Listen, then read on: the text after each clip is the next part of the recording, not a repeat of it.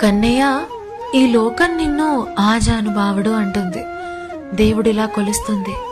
నాకు తెలిసి నీ జీవితంలో ఒక్క రోజన్నా కష్టం లేని రోజుందా స్వామి?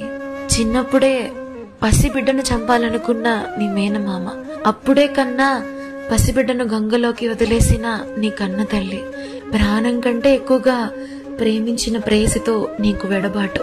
రేపు అన్న రోజు నీ జీవితంలో ఉంటుందో లేదో నీకు తెలీదు, కానీ అంత చిరునవ్వుతో నీ జీవితాన్ని ఎలా కొనసాగించావయ్యా? కన్నయ్య, అసలు నువ్వు చేయని తప్పులకు కూడా నువ్వు నిందలు మోసావే. నీ జీవితంలో ఎప్పుడు కూడా వెను తిరగలేదు స్వామి. గీతతో జీవితాన్ని మాకు బోధించా. నీ అంతా ధైర్యం మాకు లేకపోవచ్చు, దేవుడు కాబట్టి భరించావని నేను అనను. కాకపోతే మేము మానవులం, కనీసం ఒక కష్టాన్ని భరించి ధైర్యంగా ఎదుర్కొనే అంత శక్తిని మాకు ప్రసాదించు స్వామి.